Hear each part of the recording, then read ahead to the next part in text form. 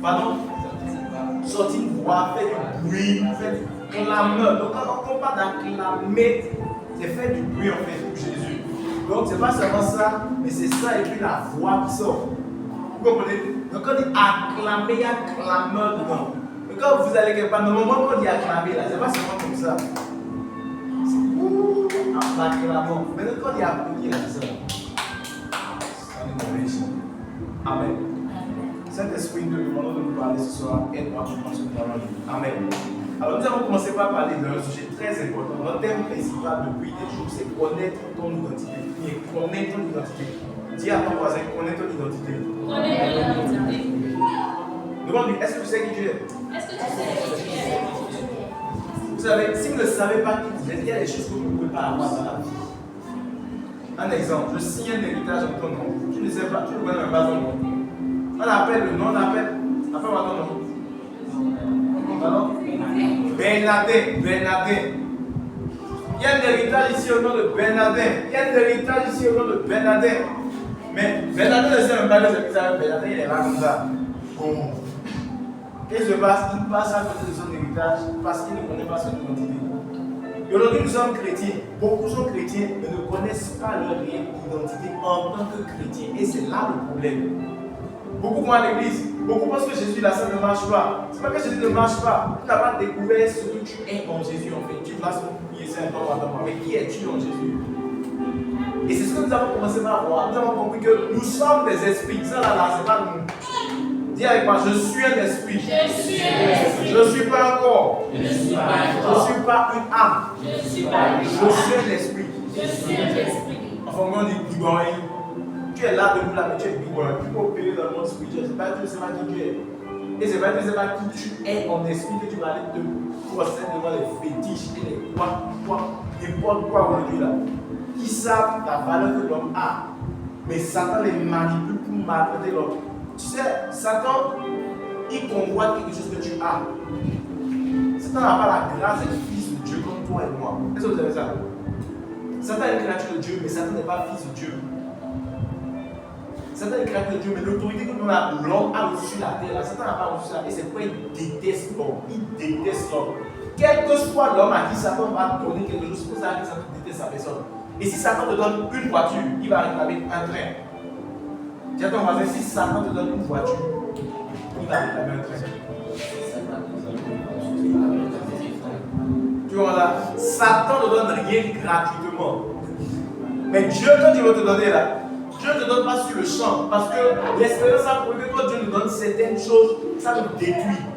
Alors tu vas maintenant, si on te donne 1 million, 2 millions, oh c'est fini. Il y a des gens qui ont trouvé l'argent là, les filles par ici, boire de nuit par ici, poisson par là, monter un salut à tout le monde que ouais, je suis arrivé, c'est moi. C'est quoi? Souvent Dieu t'a pour forger notre caractère avant de nous donner certaines choses. Parce que si ton caractère n'est pas forgé, quand Dieu va te donner certaines choses, tu vas te détruire toi-même. On a vu ça avec les enfants d'Israël. Lisez la Bible, lisez la Bible. Les enfants d'Israël, mettez le petit de preuve. Les enfants d'Israël, là, Dieu les bénissait. Quand Dieu les bénissait, c'est là qu'ils tombaient. Je comprends ça, Néhémie 9. Oh, vous serez impressionnés, vous serez dépassés. Amen. Dieu les bénit, c'est là que. Ils sont pauvres, ils n'avaient rien, mais quand Dieu bénit là, c'est là qu'ils vont pécher. Donc souvent là, c'est pas Dieu là, souvent il ne donne pas directement certaines choses. Amen. Tu me vois? Ok, il n'y a pas de souci. Alors, on a vu que je suis un esprit, j'ai une âme et je vis dans un corps. Les enseignements précédents sont disponibles sur YouTube et sur Telegram. Vous pouvez réécouter. On a montré comment tu es un esprit, comment tu vas développer ton esprit, comment tu vas utiliser ton esprit pour réussir sur la terre. Et nous sommes en train de parler sur l'âme. C'est quoi l'âme de l'homme? C'est quoi l'âme? Oui. C'est cette partie sensible. C'est cette partie de l'homme qui lui permet d'être sensible, oui. Qui veut l'aider? Quoi encore? L'âme.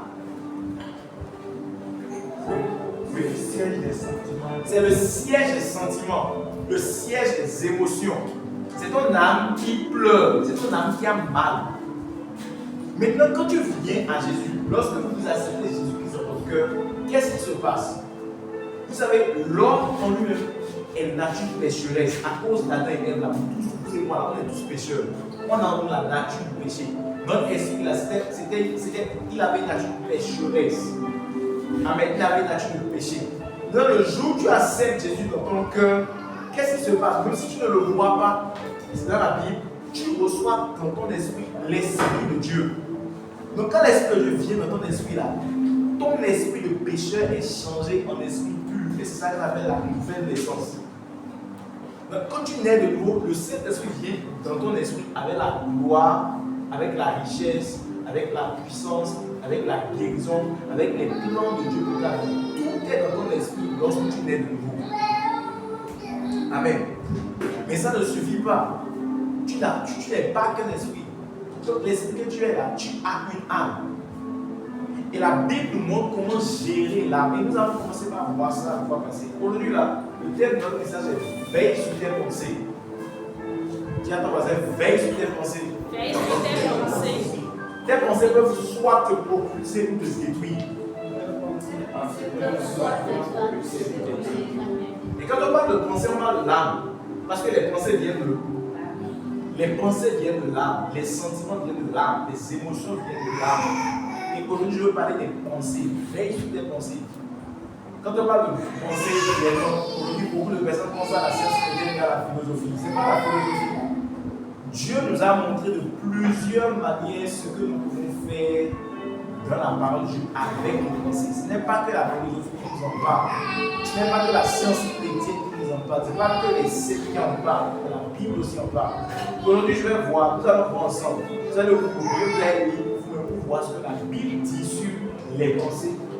Quelle est l'importance, la puissance des pensées et comment toi et moi, en tant que chrétien, on peut traiter nos pensées sur la terre pour mieux réussir. Je ne dis pas ce qu'on pourra faire enseignement, mais on va continuer de mardi si on n'arrive pas à finir. Amen. Alors, pourquoi est-ce que toi et moi on doit veiller sur nos pensées? Pourquoi? Parce que lorsque nous naissons de nouveau, numéro 1, notre âme là, ça ne change pas. Même si tu viens à Jésus, pécheur, tu as de mauvaises pensées, tu viens à Jésus, tu acceptes Jésus là. Ton âme ne change pas, tes pensées ne changent pas, c'est seulement ton esprit qui change. Vous comprenez? On a dit que si quelqu'un est en Christ, il est une nouvelle créature. Qu'est-ce qu'une nouvelle créature? C'est ton esprit. Ce n'est pas ton âme, ce n'est pas tes pensées, ce n'est pas ton corps. La preuve. Quand tu viens à Jésus, ton corps ne change pas, tes pensées ne changent pas. Mais il y a une partie de toi qu'on appelle l'esprit. Ton esprit qui change. Mais ton âme n'est pas changée. Ton âme n'est pas sauvée. On peut voir ça dans la Bible, on a vu ça la dernière fois. Numéro 2. Tu dois veiller sur ton âme parce que tu es comme tu penses. Dis avec moi, je suis comme je pense. Je suis comme je pense. Regardez ce verset-là. Proverbe 23, le verset 7. Version Louis II.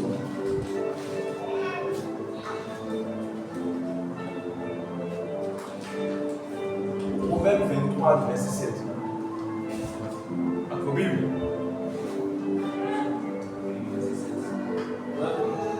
Proverbe 23, le verset 7. Oui.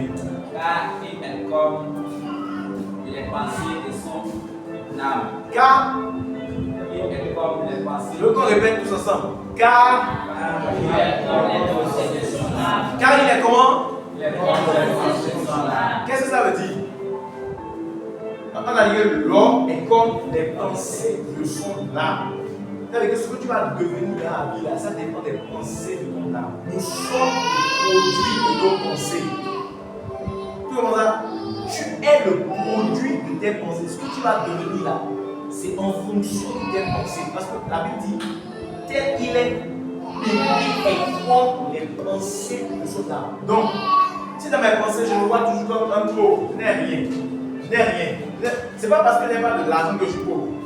Si dans mes pensées tout le temps, je pense toujours que moi je n'ai rien. Moi je ne suis rien. Moi je ne veux rien. Les gens ne m'aiment pas. Les gens ne font pas ci. Les gens ne font pas ça. Et tout le temps, c'est ces pensées-là que je rumine à l'intérieur de moi. Qu'est-ce qui va se passer? Je vais devenir comme les pensées de mon âme. Dis à ton voisin, tu es comme les pensées de ton âme. Tu es comme les pensées de ton âme. Donc aujourd'hui, les gens attaquent Satan, les gens attaquent la sorcellerie. Écoute-moi, on a dit que tu es comme les pensées de ton âme. Donc, tu as beau attaquer Satan, tu as beau attaquer les sorciers. Si tes pensées sont négatives, ta vie n'ira pas loin. Et ça ne dépend pas de Satan, ça ne dépend pas des sorciers. Vous comprenez? Donc, si tu veux revoir ta vie, pour faire propulser ta vie, qu'est-ce que tu dois faire? Tu dois revoir tes pensées, tu dois veiller sur tes pensées. Parce qu'on a écrit qu'il est comme les pensées, pas comme les pensées de l'âme de son mari, pas comme les pensées de l'âme de sa maman et de ses frères. Il est comme les pensées de son âme. Quel que soit ce qu'on dit sur toi, qu'est-ce que toi-même tu penses de toi-même? Tu es comme les pensées de ton âme. Donc arrêtons de souvent attaquer Satan. Un homme finit toujours par devenir ce qu'il pense longuement. Analyse-toi. À quoi penses-tu longuement tout le temps? Est-ce que les choses auxquelles tu penses tout le temps là, c'est positif? C'est négatif? Sache que tu deviendras ce à quoi tu exposes tes pensées. Voilà la raison pour laquelle tu dois veiller sur tes pensées. Job a dit, ce que je crains, c'est ce que je crains. Job 3, le verset 25. Job 3, le verset 25. Ça dit quoi? Ce que je crains, c'est ce qui m'arrive. Nous sommes en train de dire que tu dois veiller sur tes pensées parce que tu es comme tu penses. Tu deviens ce que tu penses longuement. On a vu dans Proverbe 23, 27, le verset qui le prouve. Ensuite, on est encore dans Job 3, 25. Job dit quoi? Ce que je crains, donc si j'expose mes pensées à la crainte, à la peur, ce que je crains, c'est ce qui m'arrive. Qu'est-ce que tu crains? Et tout le temps, tu es en train de craindre, penser à ça. C'est ce qui va t'arriver. Et tu vas accuser les sorciers, les démons de la famille. Continuez le verset là.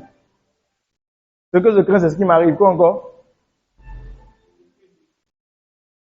Ce que je redoute, c'est ce qui m'atteint.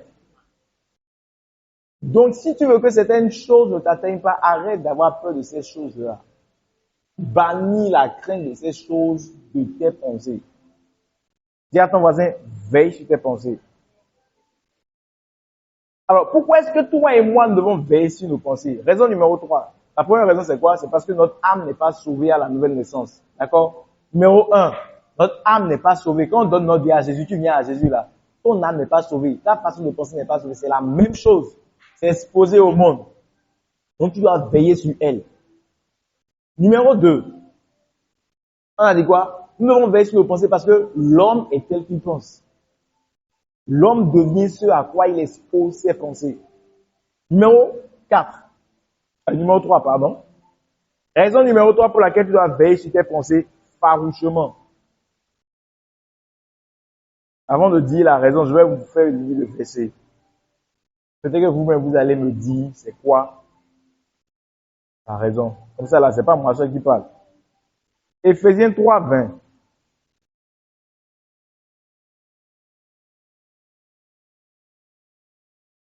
Éphésiens 3, le verset 20.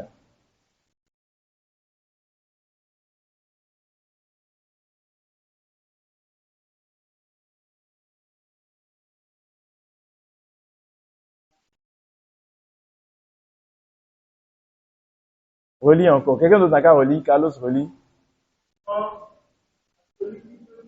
Répétons tous ensemble. Or, à celui qui peut faire et qui est capable de réaliser son dessein par la puissance qui agit en nous. Infiniment au-delà de tout ce que nous osons demander ou penser. Qu'est-ce que ça veut dire? Qu'est-ce que tu comprends? Oui?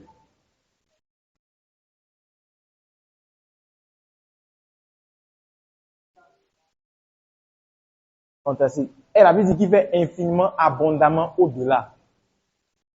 Pourquoi tu dois avoir ces pensées? Parce que Dieu multiplie tes pensées, qu'elles soient positives ou négatives. C'est un principe. Donc, si tout le temps, je suis chrétien, je chasse le diable, je fais prière, Satan dehors, si. Qu'est-ce que tu penses? Dieu multiplie ça.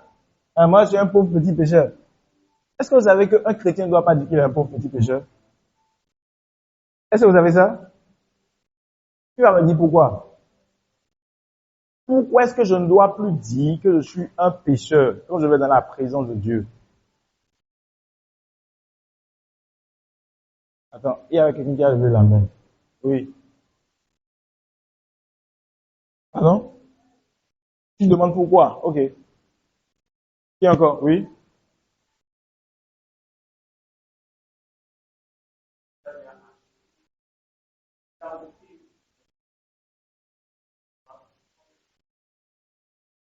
Jésus m'a racheté du péché. Maintenant, le réel homme là, il est quoi? Pardon? L'homme est quoi? Et qu'est-ce qu'on a dit? Quand on est de nouveau, qu'est-ce qui se passe pour notre... L'esprit est... Donc l'esprit n'est plus... L'esprit n'est plus pécheur. Le réel moi, c'est quoi? Le réel moi, c'est pas mon corps. Le réel moi, c'est pas mon âme. Donc quand tu dis je suis pécheur, tu es en train de dire que ton esprit est pécheur. Or, celui qui a vraiment accepté Jésus-Christ dans son cœur, il a reçu Jésus dans son cœur, le Saint-Esprit est dans son esprit et il est un avec le Saint-Esprit. Donc il ne peut plus dire dans la présence de Dieu, je suis pécheur. Je commets des péchés, oui, mon âme, mon corps, oui, mais je ne suis plus pécheur. Je n'ai plus la nature pécheresse devant Dieu. Parce que Jésus est mort pour moi, il m'a racheté de cette nature-là. Donc quand je vais dans la présence de Dieu, ah Seigneur, je viens en tant que ton enfant, j'ai commis des péchés. Je me suis laissé emporter par l'âme, emporter par la chair. J'ai commis des péchés, mais ça ne fait plus de moi un pécheur. Donc, est-ce que tu as vraiment accepté Jésus-Christ en tant que... Question, est-ce que vous avez vraiment accepté Jésus-Christ en tant que... Pardon? Vous avez vraiment accepté Jésus? Donc vous n'êtes plus des pécheurs. Nous ne sommes plus des pécheurs si nous avons accepté Jésus dans nos cœurs.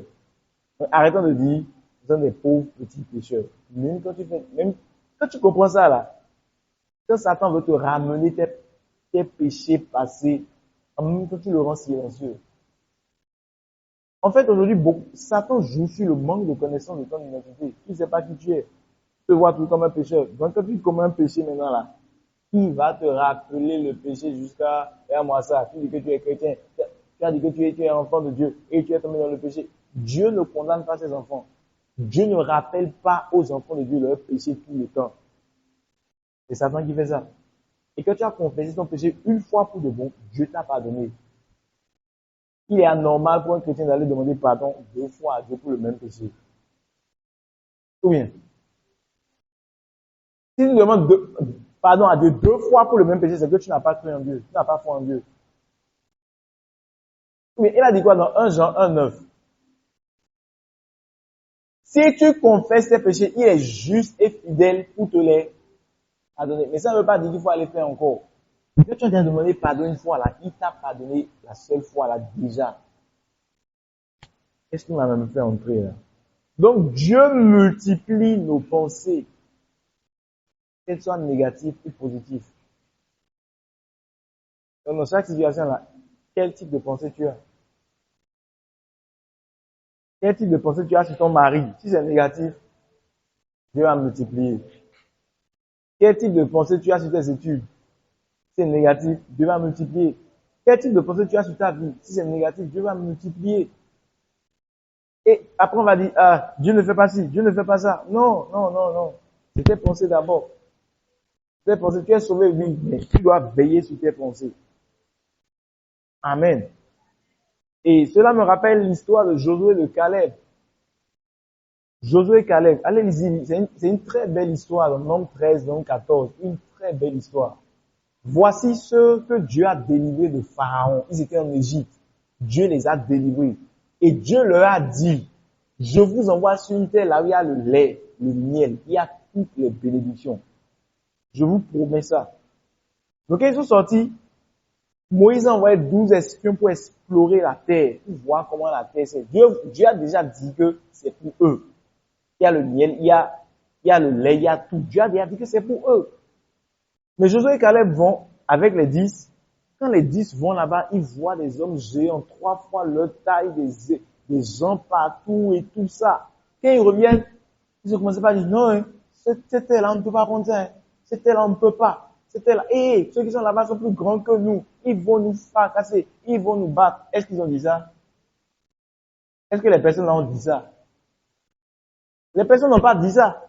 Mais leurs pensées les ont amenés à dire, ah, ils vont nous fracasser, ah, ils vont nous battre, ah, c'est impossible, ah, on ne peut pas réussir ça. Leurs mauvaises pensées les ont amenés à dire de mauvaises paroles. Mais il y avait deux personnes, Josué et Caleb, qui ont dit, si le Seigneur dit, on va, ils ont renouvelé leurs pensées en fonction de ce que le Seigneur a dit, et non en fonction de ce qu'ils voient. Comment? En tant que jeune, hein, tu dois apprendre à renouveler tes pensées en fonction de ce que la parole de Dieu dit. Mais est-ce que tu connais ce que la parole de Dieu dit? Demande à ton voisin, sais-tu ce que la parole de Dieu dit sur toi? Amen. Pourquoi est-ce que tu dois veiller sur tes pensées? Raison numéro combien? 4. Parce que Dieu examine les pensées. Dieu là, c'est pas les actes qu'on fait qui regardent. Tu fais de bons actes, tu fais beaucoup de choses. Dieu ne regarde pas les actes d'abord. Dieu regarde d'abord le cœur. Dieu regarde d'abord tes pensées, les intentions que tu avais en faisant les actes. Dieu ne regarde pas l'apparence. Dieu regarde le cœur. Récemment, j'ai lu une histoire dans la Bible, dans Josué le chapitre 20. Ça m'a vraiment marqué. Dieu dit aux gens de créer une maison pour les assassins, pour qu'ils se réfugient. Je ne sais pas si vous avez vu ça.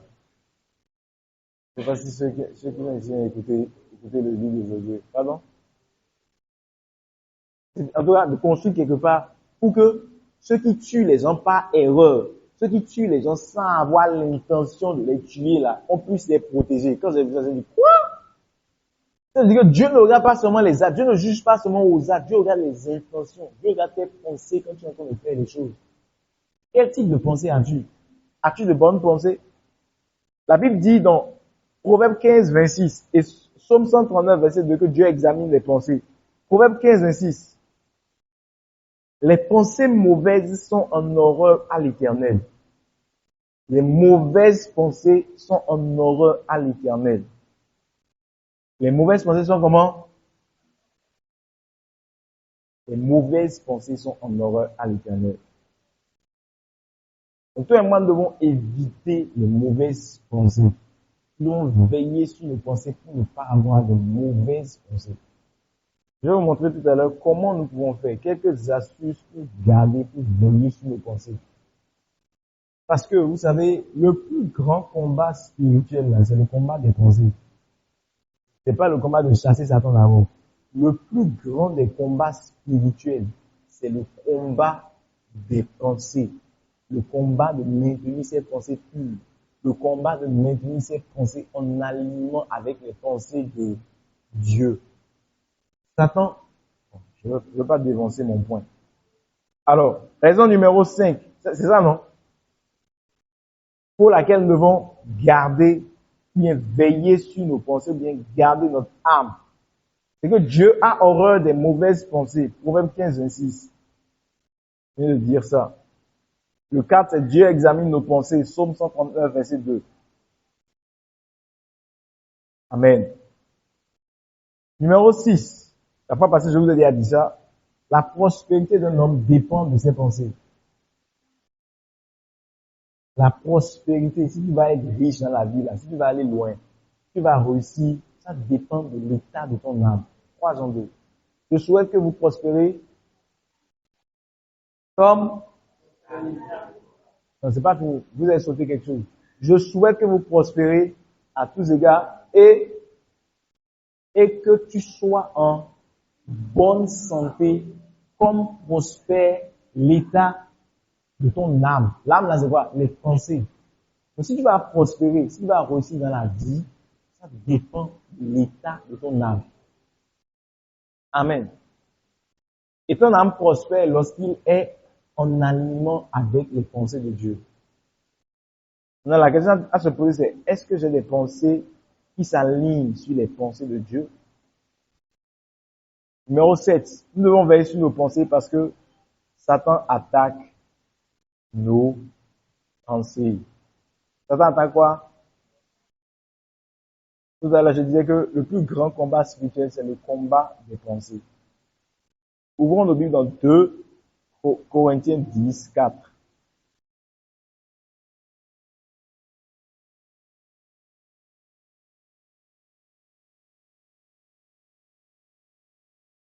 Le temps passe vite.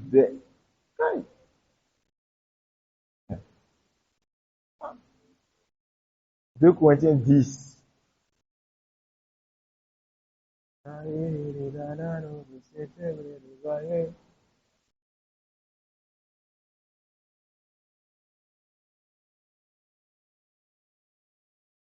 Car les armes avec lesquelles nous combattons ne sont pas charnelles, mais elles sont puissantes. Dis avec moi, nous avons des armes, mais des armes spirituelles. Est-ce que tu connais tes armes spirituelles maintenant? Tu es juste dans la nature. Est-ce que tu connais tes armes spirituelles? Il dit que nous combattons avec des armes qui ne sont pas charnelles. Ce n'est pas des trucs qu'on voit, c'est spirituel. Hein? On continue.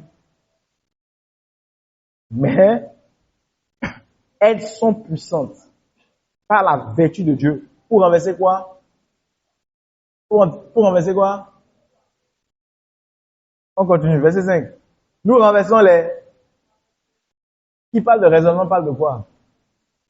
Pensée. Et qui parle de forteresse aussi parle des pensées qui se sont forgées en toi, qui se sont assises en toi, mauvais ou bonnes. C'est des forteresses. Des forteresses. Et Paul dit que, avec nos armes spirituelles, c'est pas d'abord Satan qu'on nous combat. C'est pas d'abord Satan qu'on frappe. C'est pas d'abord le feu qu'on envoie. Non. On combat les forteresses, les idées bêtes, bizarres qui se sont mis. Il y a des gens qui se sont mis des forteresses dans le cœur sur le mariage.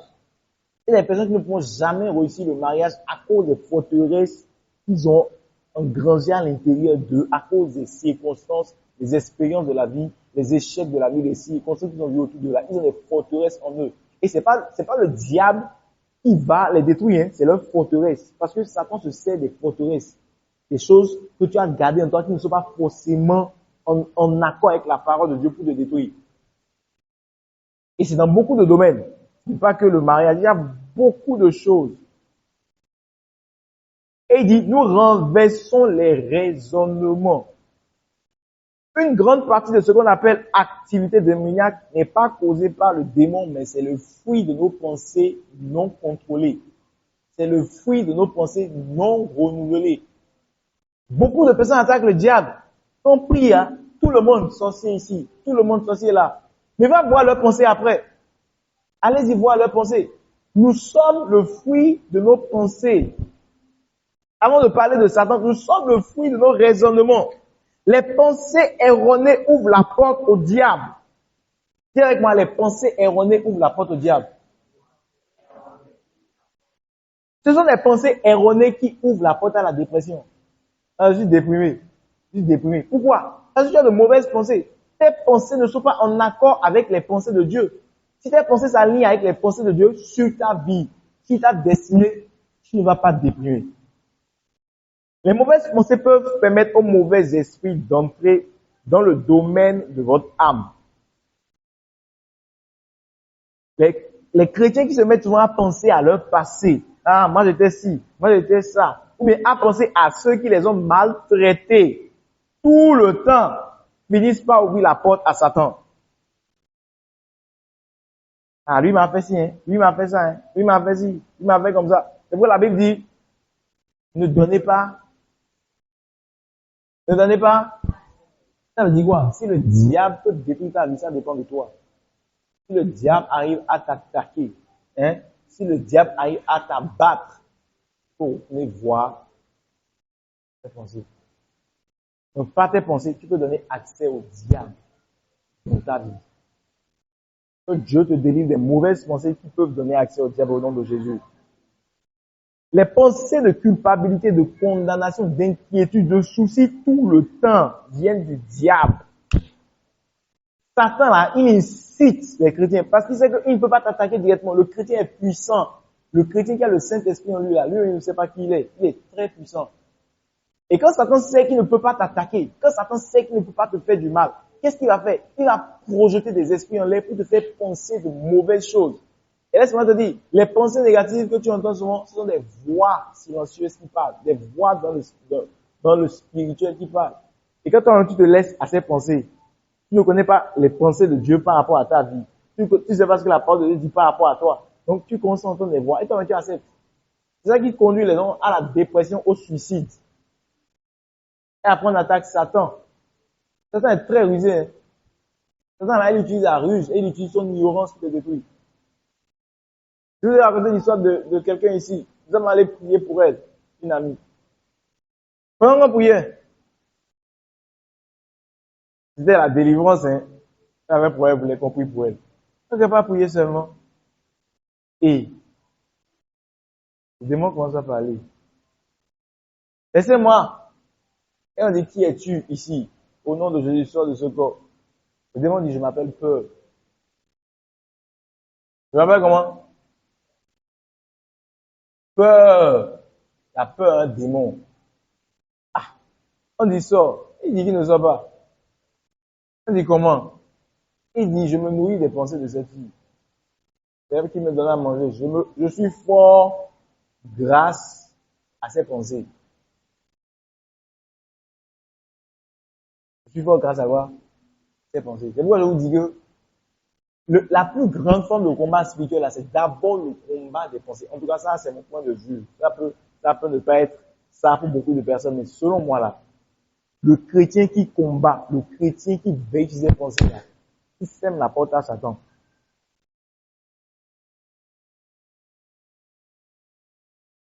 C'est noté ici. Les pensées de culpabilité, de condamnation permettent à Satan de prendre l'avantage sur nous. Les pensées de condamnation, de culpabilité, de faire penser au passé, ça permet à Satan de prendre l'avantage sur nous.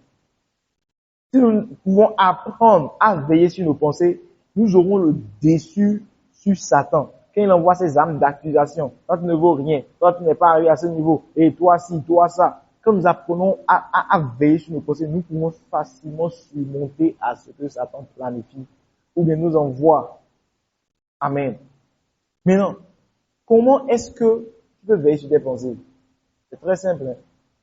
Comment tu peux veiller sur tes pensées? Comment tu peux purifier tes pensées? Comment tu peux améliorer tes pensées? Comment tu peux sauver ton âme ou bien amener ton âme à penser de la même façon que Dieu? Comment? Jésus nous dit quelque chose dans Matthieu 11, 28, bien 29. Il a dit, recevez mes instructions et vous trouverez le repos pour vos âmes. Et quand il parle d'âme, parle de pensée. Recevez quoi? Mes instructions. Est-ce que tu reçois les instructions de Jésus tous les jours? Les instructions de Jésus sont où? Dans sa parole. Et il dit, voilà, en fait, c'est quand je faisais l'étude que j'ai vu le verset là. Avant là, je voyais la partie et prenez mon jour. Je voyais la partie là. Mais c'est avant-hier que j'ai vu la partie. Recevez mes instructions, il y aura du repos. Pourquoi? Pour vos âmes. Vos âmes, votre mental, votre intellect, votre intelligence. Ça veut dire que si tu ne prends pas, tu es dans le monde aujourd'hui, tu ne reçois pas mes instructions jour après jour, il n'y aura pas de repos pour ton âme. Tes pensées là, ce sera tout gêné. Il y a un type de paix que tu n'auras pas si tu ne reçois pas mes instructions, si tu ne vas pas ma parole chaque fois pour chaque circonstance. Il y a un type de paix que tu n'auras pas. C'est pourquoi vous voyez aujourd'hui, il y a beaucoup de gens qui sont millionnaires, qui ont l'argent, ils n'ont pas la paix. Vous savez ça? Il y a beaucoup de millionnaires qui se suicident. Pourquoi? Recevez mes instructions et vous aurez la paix pour vos âmes. Et on dit encore dans Jacques 1, 21, recevez avec douceur la parole qui peut sauver vos âmes. Recevez avec douceur la parole. Si tu comprends ça, méditer la parole de Dieu, tu ne peux jamais dire je n'ai pas le temps. Ah, je vous assure. Si vous comprenez ce qu'il y a dans la méditation, on ne pourra jamais dire je n'ai pas le temps. Parce que la méditation de la parole de Dieu t'amène à recevoir les instructions de Jésus pour avoir la paix pour ton âme, pour pouvoir contrôler tes pensées. Amen. Comment devons-nous veiller sur nos pensées? Nous devons renouveler nos pensées. Numéro 2, renouveler nos pensées en développant les pensées de Jésus en nous. Dis avec moi, je dois renouveler mes pensées. en développant les pensées de Jésus en moi. Romains 12, 2. Ne vous conformez pas au siècle présent, mais soyez transformés par le renouvellement de l'intelligence. Soyez transformés par le renouvellement de l'intelligence. Soyez transformés par le renouvellement de l'intelligence. Amen. Remarquez ce qu'on a dit. Transformés par quoi? Qu'est-ce qui nous transforme? Ce n'est pas chasser Satan, chasser le diable qui nous transforme. C'est le renouvellement de notre. Il y a des personnes qui sont souvent venues me voir parce que, pasteur, je suis dans la masturbation, je n'arrive pas à quitter, ci et ça. On peut chasser, le démon, il va partir. Mais si ton intelligence n'est pas renouvelée, il peut encore retomber. C'est vrai quand les gens viennent me voir là, je leur fais lire, j'ai un truc sur comment les démons opèrent pour nous attaquer. Je montre d'abord ça aux gens. Et les gens commencent à dire, c'est exactement ce qui m'arrive. C'est exactement comment ça se passe. Oui, je sais. Mais il faut comprendre. Et après là, on prie, on chasse. Après, on prie, on chasse. Parce qu'on a dit quoi? Qu'est-ce qui transforme? Je ne peux pas chasser des démons. Je veux chasser des démons de toi maintenant. Si tu n'es pas renouvelé, si ton âme n'est pas renouvelée, ça ne peut pas. Lorsque ta pensée est renouvelée par la parole de Dieu, ta pensée est transformée. Lorsque ta pensée est transformée, ton action est transformée. Et lorsque tes pensées et tes actions sont transformées, toi, tu es transformé. Lorsque ta pensée est renouvelée par la parole de Dieu, ta pensée est transformée. Lorsque tes pensées sont transformées, tes actes sont transformés. Et lorsque tes actes et tes pensées sont transformés, qu'est-ce qui se passe maintenant? Toi-même, tu es transformé. Mais comment ça se passe? Par le renouvellement de l'intelligence. Le renouvellement de l'intelligence arrive comment? Par la méditation de la parole de Dieu. Si vous comprenez vraiment ce message, vous n'allez pas blaguer avec la méditation de la parole de Dieu. Moi, je dis souvent, je raconte dans mon témoignage. Moi, là, j'allais me tatouer. D'abord, j'insultais. Insulte. Moi, j'insultais parce que mon vieil homme, là, ça vient d'une partie du Bénin. Mon vieil homme, c'est ma chair. Le réel, moi, vient d'où? Bon, je vais vous poser une question. Tu viens d'où? Tu viens d'où? Faux. Tu viens d'où? J'arrive. Ah, ok, d'accord, Zé. Toi, tu viens d'où? Lokosa. Toi, tu viens d'où? Hein? De Dieu. Dieu est où? Toi, tu viens d'où? Lokosa. Et toi? Wida. Et toi? Et toi? Moi, je viens du ciel. Vous avez compris la révélation? Je viens du ciel. Qu'est-ce que je veux dire par là? Non. L'homme est quoi? On a dit que l'homme est quoi? L'homme est quoi? L'esprit vient d'où? De Dieu. Dieu est où? On suppose qu'il est au ciel. Mais sinon, beaucoup disent qu'il n'est pas au ciel. Je ne veux pas entendre ça. On a dit que Dieu a créé les cieux et la terre. Il était où? On a dit que Dieu a créé les cieux. Les cieux, il existait avant les cieux. Bref, c'est pas, je veux pas entrer dans ça là. Donc, le réel moi ne vient pas de Kilibo, ou bien de Zé, ou bien de Lokosa. Ma chair vient de là-bas, mon corps vient de là-bas. Bref, il y a beaucoup de personnes qui ne vont pas comprendre le langage là. Donc, il faut juste excuser les gens quand ils parlent et tout ça là. Il faut juste accepter ça comme ça. C'est pourquoi moi je ne dis plus, je suis malade. Vous savez pourquoi? Ceux qui sont derrière, expliquez-moi. Pourquoi je dis je ne suis plus malade? Pourquoi? Non, je veux que quelqu'un essaie de répondre derrière.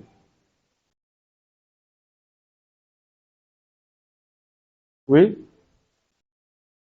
Oui?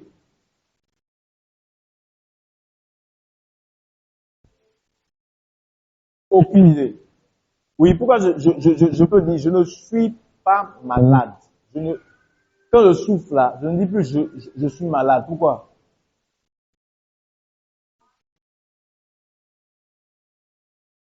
Parce que le réel moi là, c'est pas ça. Ça c'est mon corps. Ça c'est une enveloppe. Le réel moi là, c'est un esprit. Il ne peut pas tomber malade. Le réel moi là, c'est un esprit. On ne peut pas l'envoûter. Le réel moi, c'est mon corps. C'est mon corps qu'on peut envoûter. Donc quand je suis malade désormais, j'apprends à dire mon corps est malade. Je ne peux pas être malade. Mon corps est malade parce que mon corps c'est l'enveloppe qui est malade en fait. Genre, mon esprit n'est pas malade, mon esprit ne peut pas être malade. Je disais, mais je suis arrivé là. Donc je vous disais que moi là, j'insultais parce que ma chair là, elle vient d'un endroit où on insulte les gens. On n'a pas besoin de te taper. Quand tu insultes à toutes les injures là, c'est comme chicote. Donc j'injuriais les gens. Et moi, c'était un plaisir pour moi. Ouais, non, mon âme n'était pas renouvelée. Mes pensées n'étaient pas renouvelées. Donc, j'avais l'habitude de chuter. Donc, à force de me laisser transformer par le renouvellement de mes pensées à travers la méditation de la parole de Dieu, qu'est-ce qui s'est passé? Moi, j'ai commencé par, je n'insulte plus les gens. Hein. Ceux qui insultent encore là, vos pensées sont encore bien renouvelées. Demande à ton voisin, tu insultes encore les gens, non?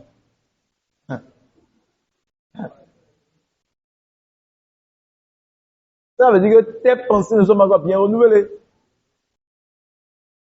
Je voulais me tatouer. Je voulais me percer les oreilles. Tout ça là. À force de méditer la parole de Dieu, tous ces désirs là m'ont quitté. La pornographie là. Personne m'a dit, d'abord les gens savaient même pas que regarder. On m'avait acheté un ordinateur très tôt en première. Et bon, moi je comprends rien d'ordi. Donc qu'est-ce que je fais? Je prends les films. Et dans les films là, il y avait des trucs de pornographie façon. J'amène ça à l'école, on regarde. On faisait nos trucs. Ah. Et j'étais chrétien, hein. Excusez-moi, j'étais chrétien. Mais mon âme n'était pas renouvelée. Mes pensées n'étaient pas renouvelées. Je ne veillais pas sur mes pensées. Et quand j'ai commencé à m'enraciner dans la parole de Dieu, j'écoutais les enseignements. Il y avait un pasteur, le pasteur Yvan Castano. En 2012, je l'ai découvert. J'ai commencé à écouter ses enseignements. J'ai commencé à lire la Bible. Personne ne m'a dit, laisse ces choses-là, j'ai supprimé tout. Tout! Une fois pour de bon, j'ai tout supprimé. J'ai laissé les chansons bizarres qui disent n'importe quoi, les chansons bizarres dans lesquelles les filles sont nues, et on parle que de l'argent, on dit des choses qui ne glorifient pas le Seigneur. J'ai commencé par abandonner ces choses-là. Quand j'ai commencé par me laisser transformer par le renouvellement de l'intelligence, j'ai commencé par renouveler mon intelligence avec la parole de Dieu. Amen. Les filles par-ci, les filles par-là. Je suis sorti de ça. Et toi? Pour sortir de là, il faut te laisser renouveler. Tu ne peux pas sortir de là par tes propres forces. Je dis quoi maintenant? Ça ne vient pas en disant, non, moi je ne veux plus faire ça. Non. Tu n'as pas cette force-là si tu ne te laisses pas renouveler par la parole de Dieu. Josué 1:8.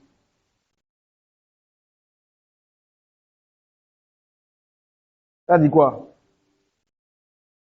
Vite. On va s'arrêter dans 5 minutes. Il y a trop de choses que je n'ai pas partagées.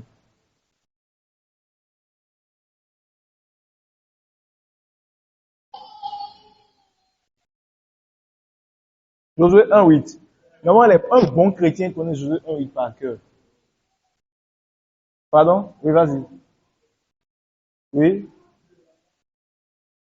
Que ce livre de la loi, exemple Bible, ne s'éloigne point de ta bouche. Fais quoi? Médite le jour et nuit. Pour agir. C'est la partie qui m'intéresse d'abord. Médite le jour et nuit. Pour faire quoi? Ça veut dire que si tu ne t'attaches pas à la parole de Dieu régulièrement, tu ne pourras pas agir fidèlement selon ce qui est écrit. Impossible. Tu vas pouvoir être très fort. Regarde, commence pas à t'attacher à la parole de Dieu. Tu vas voir certains défauts. Ça pas naturellement. Au fur et à mesure que tu es dans la parole, tu commences pas à recevoir la force de laisser ces mauvaises choses-là. Ta pensée est renouvelée et tu ouvres la porte à Satan dans ta vie. Je déclare que toute porte que tu avais déjà ouverte à Satan dans ta vie, par tes pensées, soient fermées. Pensée de relation sexuelle, pensée de masturbation, pensée de condamnation, culpabilité, toutes les portes que tu as ouvertes, que cela soit fermé. Amen. Je vais lire rapidement ce que j'ai écrit ici, ce que j'ai mis ici. Et puis, s'il y a des questions, on va poser des questions. Comment avoir la victoire sur le diable en méditant la parole de Dieu?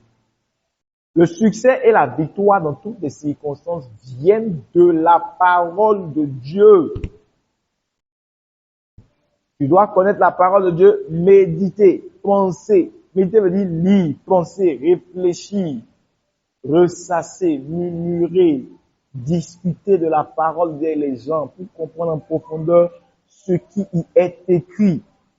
Le succès dans la vie contre le diable ne vient pas en essayant de chasser toutes sortes d'esprits.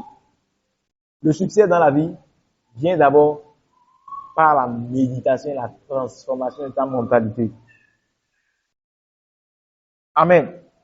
Si on chasse un esprit aujourd'hui et que tu ne travailles pas sur ta mentalité, l'esprit va revenir avec cet esprit plus fort. C'est Jésus qui a dit ça. Matthieu 12. C'est la raison pour laquelle tu veilles sur tes pensées en méditant la parole de Dieu.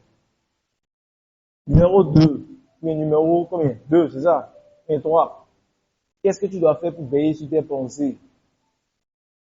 Qu'est-ce que tu dois faire pour veiller sur tes pensées? Obéir à la parole de Dieu. La parole de Dieu dit, ne couche pas, tu ne couches pas. La parole de Dieu dit, ne mens pas, tu ne mens pas. La parole de Dieu dit, n'insulte pas, tu n'insultes pas. La parole de Dieu dit, pardonne, tu pardonnes. C'est la manière de veiller sur ton âme.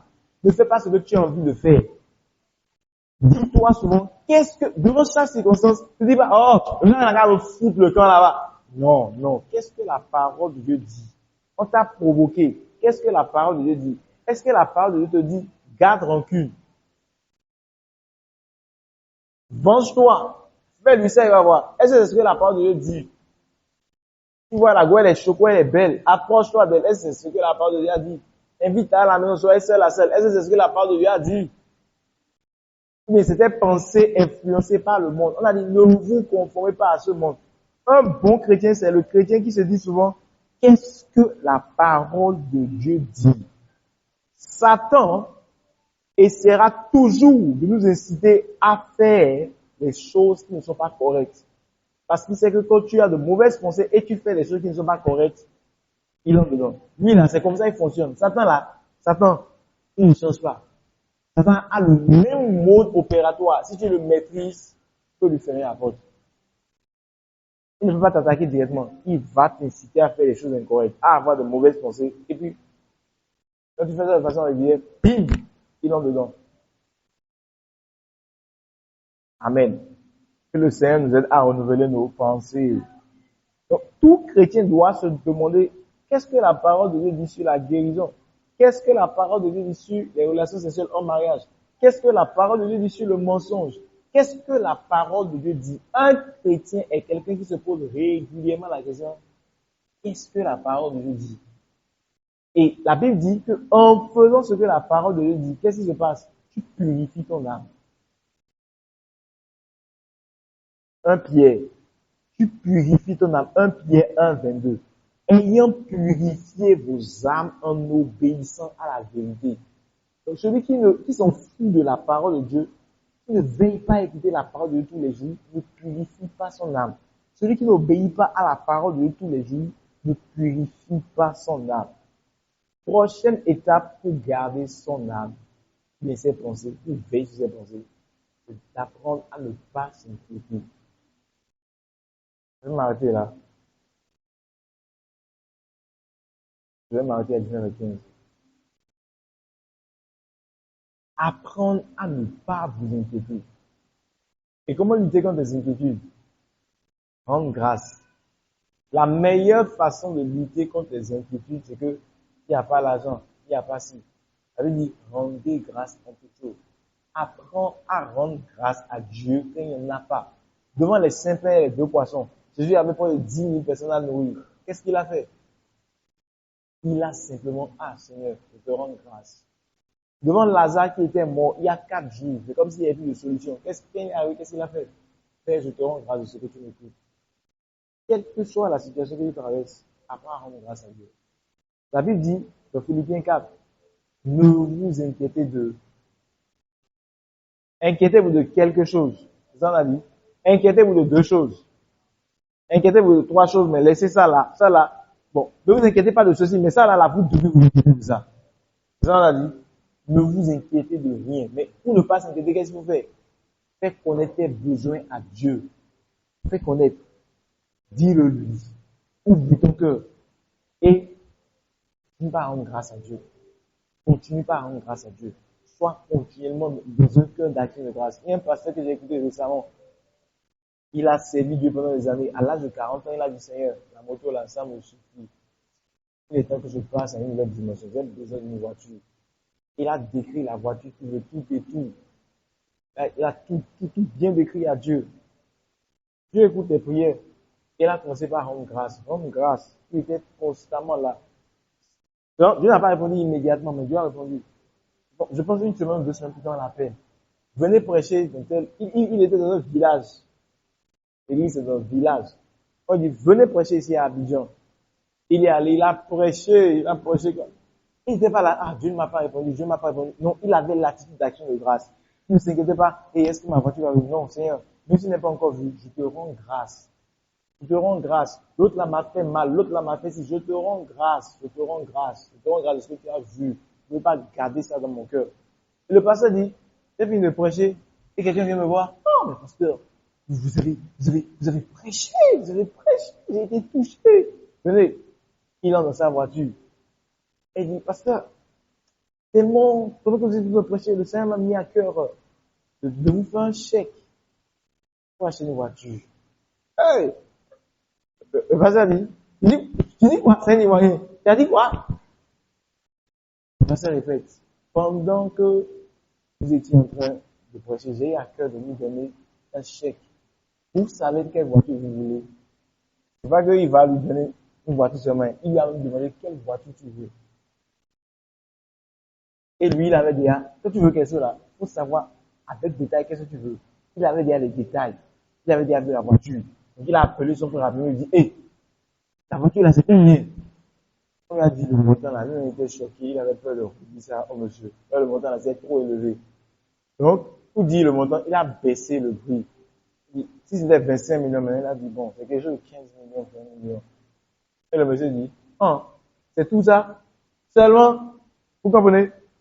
C'est 15 millions seulement. Dieu, je vous ai arrêté cette histoire pour vous voir que Dieu a une écoute les prières. Donc tu n'as pas à t'inquiéter quand tu fais connaître tes besoins à Dieu. Ce que tu dois faire, c'est de rendre grâce. Rendre grâce. Déclare que Dieu me fera ça. Déclare que Dieu te fera ça. Quand les autres t'ont fait mal, les autres t'ont trahi, les autres t'ont menti, les autres t'ont volé, ouvre ton cœur à Dieu, fais-lui connaître tes besoins et laisse tomber. Lâche prise. Il y a un homme de Dieu qui s'appelle Kenneth Hagin. Il a dit, ma mère est née de nouveau. Ma mère a le Saint-Esprit en elle. Ma mère parle en langue. Mais ma mère s'est laissée oppresser par les démons dans son âme. Un chrétien ne peut pas être possédé par un démon, mais un chrétien peut être oppressé. Parce que mon père l'a laissé et il n'y avait que nous 4. Et ma mère, au lieu de tourner la page, de penser aux pensées de Dieu, de revenir sur le pardon, ma mère tout le temps pensait à ça. Avant qu'elle ne se rende compte, elle a commencé par perdre la vue. Elle a vécu malade pendant des années. Le démon de la maladie l'a oppressée. Pourquoi? Parce qu'elle n'a pas veillé sur ses pensées. Elle n'a pas aligné ses pensées en fonction de la parole de Dieu.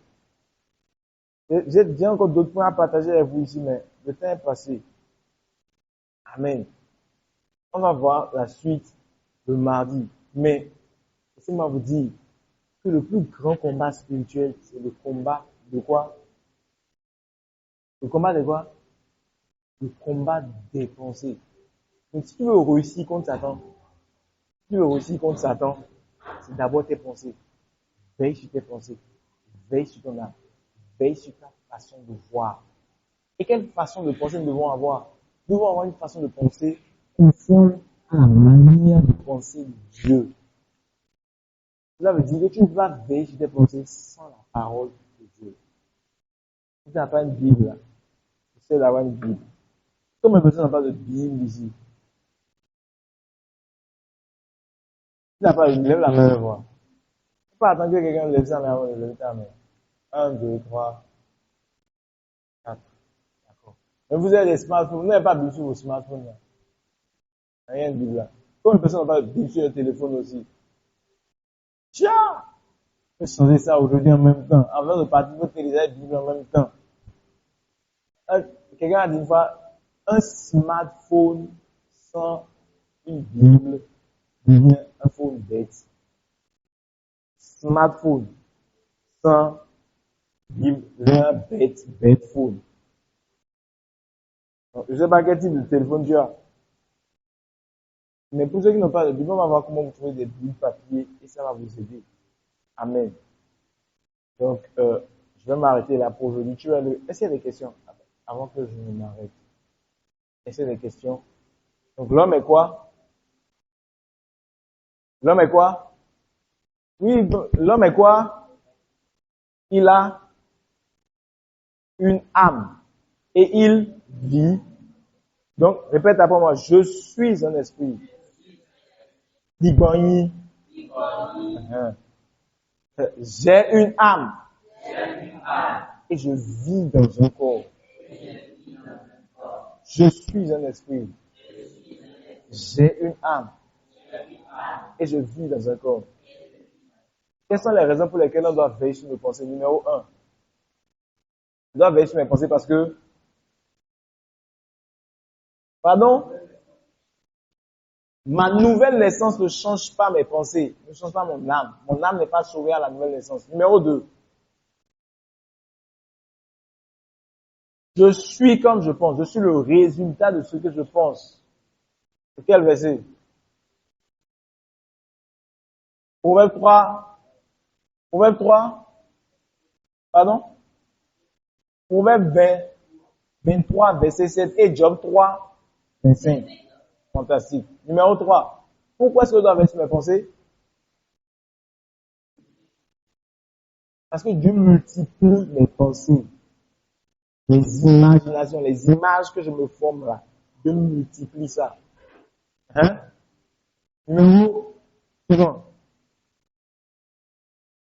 Dieu examine nos pensées, pas nos actes. Nos pensées. Psaume 139, 2. Souvent. Dieu aurait des mauvaises pensées. Hein? Avant ça,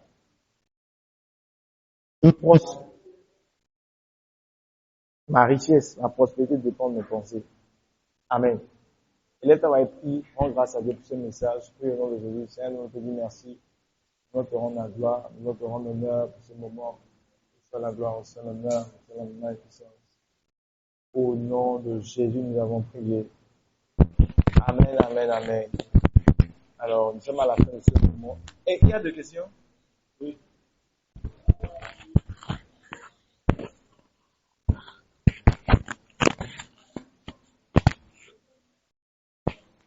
C'est le point que je viens d'attaquer, mais le pas de... Vous avez une question? Comment faire si je suis là et involontairement les mauvaises pensées m'assaillissent? Mauvaises pensées.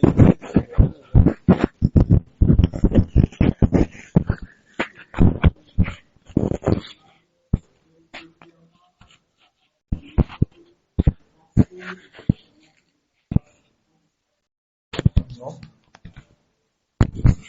Ça a toujours venu. Mais pas tu médites la parole de Dieu là. Oui.